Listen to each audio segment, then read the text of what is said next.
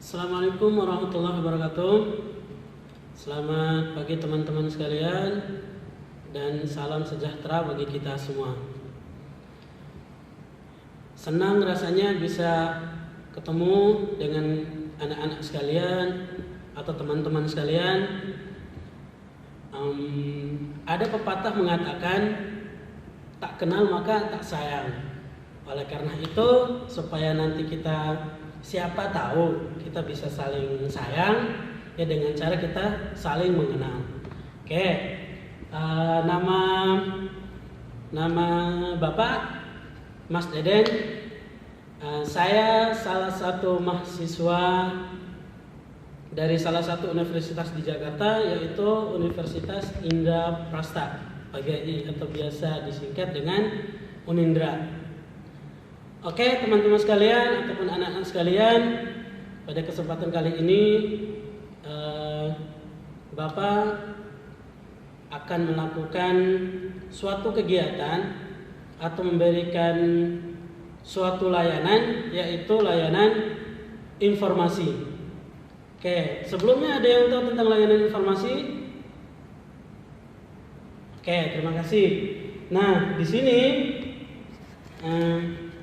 saya akan menjelaskan apa itu layanan informasi. Nah, sebelumnya Bapak juga mohon maaf karena keterbatasan alat ataupun bahan lainnya, sehingga Bapak menggunakan alat ini. Oke, tidak masalah ya. Yang penting informasinya bisa didapat, bisa dicerna oleh anak-anak sekalian. Oke, sekarang kita lanjutkan, yaitu apa sih itu layanan informasi? Nah, di sini dijelaskan bahwa layanan informasi yaitu layanan untuk memberikan pemahaman kepada individu-individu yang berkepentingan tentang berbagai hal yang diperlukan untuk menjalankan suatu tugas atau menentukan arah suatu tujuan atau rencana yang dikehendaki. Informasi juga bisa dikatakan sebagai pesan. Nah, pesan, jika misalnya pesan bisa ditafsirkan, misalnya sehingga dapatlah kita informasi yang lebih. Dan juga bisa disebutkan dengan pengetahuan yang kita dapatkan dari pembelajaran, dari pengalaman. Nah, terus, adapun tujuan daripada layanan informasi ini adalah memberikan kepada individu penguasaan informasi yang mungkin penting dalam menjalankan kehidupannya sehari-hari atau dalam mengembangkan dirinya sendiri atau dirinya. Oke. Dalam layanan informasi ini juga terdapat berbagai macam bidang. Salah satunya adalah bidang pengembangan sosial. Nah, dalam bidang pengembangan sosial ini saya memberikan sebuah ilustrasi antara dua orang anak. Nah, kira-kira siapa di antara mereka yang memiliki rasa atau jiwa sosial yang tinggi? Contoh, ada salah satu anak, atau kita sebutkan anak yang pertama. Anak yang pertama ini dalam kehidupannya, entah itu di keluarganya ataupun di dalam masyarakat, dia selalu diajarkan bagaimana cara bersosialisasi dengan baik, bagaimana cara bersopan santun dengan baik. Nah, terus diajarkan juga tentang bagaimana berbagi, yaitu berbagi dengan sesama. Ketika melihat temannya ada yang susah, dia berbagi. Ketika melihat ada orang lain yang susah, dia juga berbagi. Terus dia juga diberikan pembelajaran tentang selalu mengatakan tolong atau terima kasih. Nah, ketika misalnya ini sangatlah penting, kata tolong dan terima kasih ini adalah suatu hal pembelajaran yang sangat penting bagi seorang anak itu sendiri. Terus yang selanjutnya adalah bagaimana cara kita bersopan santun kepada atau menghargai orang lain. Terus yang terakhir adalah memberikan pembelajaran bagi seorang anak itu tentang sedekah, yaitu tadi tentang berbagi.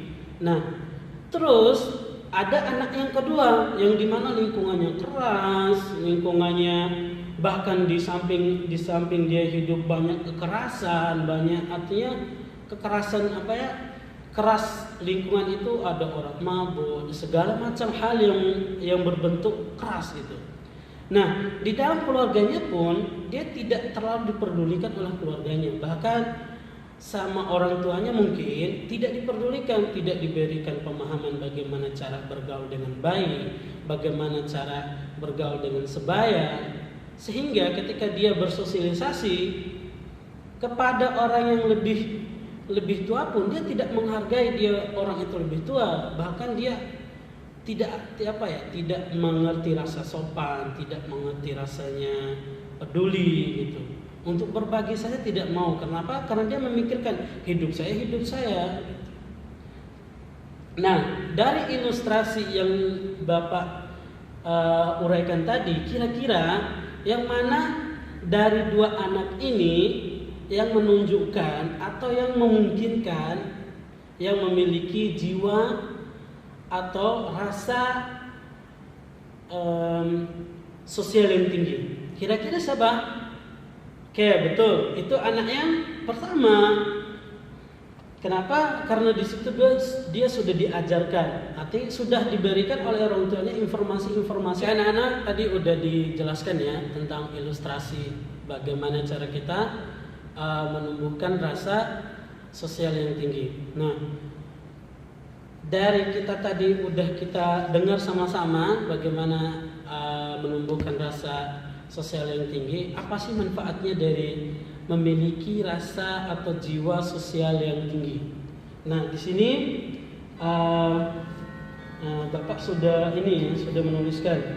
Yang pertama yaitu mendapatkan kepuasan dan kebahagiaan secara batin. Nah, ini mungkin terkadang kita merasakan hal ini.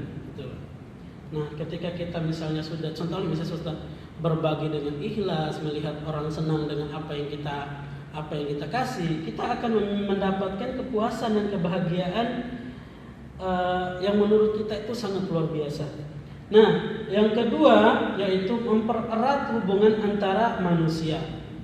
Nah, bahkan dalam agama pun dikatakan ketika kita saling memberi hadiah kepada sesama, maka disitulah timbulnya rasa saling sayang dan kasih. Oke, terus kita lanjut yang nomor 3, memberikan contoh yang baik.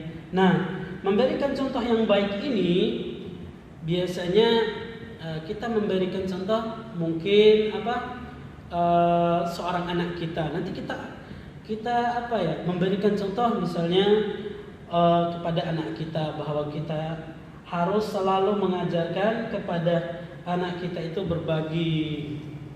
Nah, terus yang keempat, menghindari sifat apatis, yaitu sifat ketidakpedulian. Nah, sifat ini adalah sifat yang mungkin sangat berbahaya ataupun perlu dihindari. Terus yang terakhir, mampu bermanfaat buat orang lain.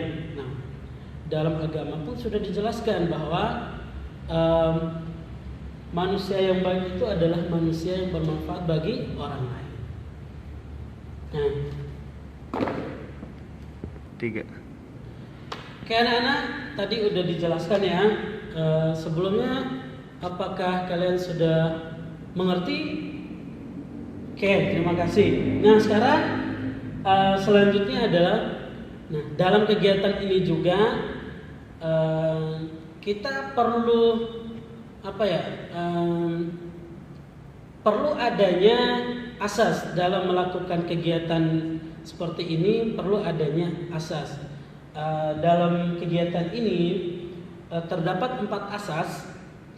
Yang pertama itu adalah asas kegiatan, yang dimana di sini adalah menuntut para peserta kegiatan supaya ikut berpartisipasi dalam kegiatan. Terus yang kedua adalah asas keterbukaan, bahwa di dalam kegiatan ini tidak ada kepura-puraan atau apa ya?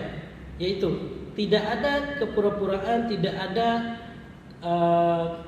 artinya kita harus melakukan dengan terbuka gitu. Entah misalnya kalau kita merasa senang, ungkapkan dengan rasa senang. Terus yang ketiga adalah asas kenormatifan, yaitu kita harus mengikuti aturan-aturan yang sudah ditentukan sesuai dengan norma-norma yang berlaku. Terus yang keempat adalah asas kerahasiaan. Nah, dalam kata rahasia aja kita sudah tahu gitu loh, bahwa kita memerlukan kerahasiaan. Nah, jadi tidak ada misalnya kita ngasih tahu orang lain, itu kerahasiaan bagi diri kita sendiri. Nah, selanjutnya tadi udah dijelaskan ya berbagai macam asas-asas yang dilakukan dalam kegiatan ini. Yang selanjutnya adalah Bapak akan memberikan tata cara atau aturan-aturan yang kita lakukan dalam kegiatan ini. Nah, bagi Bapak sebenarnya saya tidak akan terlalu memberikan hal yang rumit dalam aturan-aturan kegiatan ini. Adapun aturan-aturannya adalah nanti Bapak akan memberikan materi kepada anak-anak sekalian, dan anak-anak sekalian cukup mencermati atau menyimak materi yang dijelaskan oleh Pak Guru. Nanti ketika materinya udah selesai saya jelaskan, nanti anak-anak boleh menanyakan hal-hal apa aja yang mungkin kurang bisa dipahami. Nah, sebelum kita melanjutkan kegiatan selanjutnya, alangkah baiknya kita berdoa dulu ya. Berdoa menurut keyakinan dan kepercayaan kita masing-masing. Oke, Pak Guru akan memimpin berdoa. Dimulai.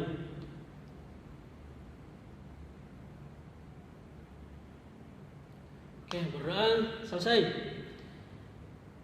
Sekarang Pak Guru akan memperkenalkan narasumber kita. Nah, dan sebenarnya narasumber kita pun tidak lain adalah saya sendiri ya, karena mungkin narasumbernya berhalangan hadir. Oke, langsung saja ya. Materi yang kita bahas hari ini adalah tentang nilai-nilai kehidupan. Oke, pertama, nilai-nilai ataupun peraturan-peraturan yang disepakati secara bersama dalam kehidupan. Nah, manusia itu tidak bisa hidup sendiri, maka sangat diperlukan oleh manusia itu sendiri memahami tentang nilai-nilai kelompok, nilai-nilai masyarakat, nilai-nilai tentang pribadi diri sendiri. Nah, sehingga nilai kehidupan itu adalah nilai yang sangat hidup dan mampu merubah tingkah laku manusia itu sendiri. Nah, di dalam hal ini ada kategori ataupun aspek nilai dalam kehidupan kita. Yang pertama, memilih. Contoh, ketika kita memilih dalam kehidupan itu tidak ada rasanya paksaan. Nah, kita memilih dengan bebas. Misalnya, nilai apa yang kita harus pilih itu kita memilih dengan kesukarelaan kita. Jadi tidak ada paksaan buat orang lain dalam menjalani kehidupan ini. Terus menghargai, yaitu kita harus saling menghargai apa yang dipilih oleh orang lain. Tidak boleh kita memaksakan bahwa orang lain itu harus memilih apa yang kita mau. Terus yang ketiga adalah bertindak. Nah, dalam kehidupan ini entah kita itu sudah memilih ataupun menghargai, tanpa ada rasa tindakan, tanpa ada pergerakan, maka anak-anak tadi Bapak sebelumnya udah jelaskan ya dari kategori ataupun aspek nilai kehidupan, yaitu tadi ada 3. Yang pertama adalah memilih, kedua adalah menghargai, ketiga adalah bertindak. Nah, dari ketiga aspek ini bisa kita membagikan menjadi 6 aspek lagi, yaitu apa? Yang pertama, memilih dengan bebas. Tadi sebelumnya kan sudah dijelaskan bahwa dalam memilih hal apapun dalam kehidupan ini kita harus memilih dengan rasa kebebasan tanpa ada rasanya paksaan dari orang lain. Terus yang kedua, memilih alternatif dengan bebas. Misal contoh nih, ada pilihan. Ada yang tahu animasi One Piece? Nah, di situ kan ada 2 pilihan tuh. Yang diberikan oleh kakeknya Luffy, entah itu jadi angkatan laut atau bajak laut. Nah, di situ kita bisa memilih dari 2 alternatif ini yang mana harus kita pilih. Nah, setelah kita pilih, kita lanjutkan dengan poin yang ketiga, mempertimbangkan akibat dari alternatif yang dipilih. Nah, kita pertimbangkan lagi, apakah ini benar yang harus kita pilih atau gimana? Nah, baru setelah itu yang keempat, merasa senang dengan pilihannya, yaitu apapun yang kita pilih setelah itu, maka kita harus merasa senang dengan pilihan yang kita pilih. Yang selanjutnya adalah mengakui pilihannya, yaitu ketika udah senang bahwa kita harus mengakui bahwa ini benar pilihan kita dan kita tidak salah memilih itu. Nah, yang keenam adalah berperilaku sesuai dengan pilihannya. Nah, di sini sudah jelas bahwa kita tadi sudah memilih, sudah menguatkan tekad bahwa itu pilihan kita, maka kita harus berlaku sesuai dengan pilihan kita. Kalau pilihan kita angkatan laut, kita harus melakukan keadilan. Kalau kita milih bajak laut, berarti kita harus, ya kita tahu, mungkin kita sudah tahu bersama ya.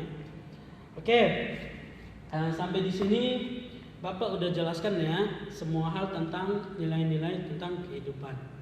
Nah, sampai di sini masih ada yang bertanya atau masih ada yang belum dipahami dari materi-materi yang sudah Bapak jelaskan? Oke, terima kasih. 3. Oke, seperti yang tadi sudah saya jelaskan ya. Oke, mungkin sampai di sini dulu kegiatan kita. Lebih dan kurangnya saya mohon maaf. Dan kita kalau ada waktu kita akan bertemu lagi di waktu-waktu berikutnya ya.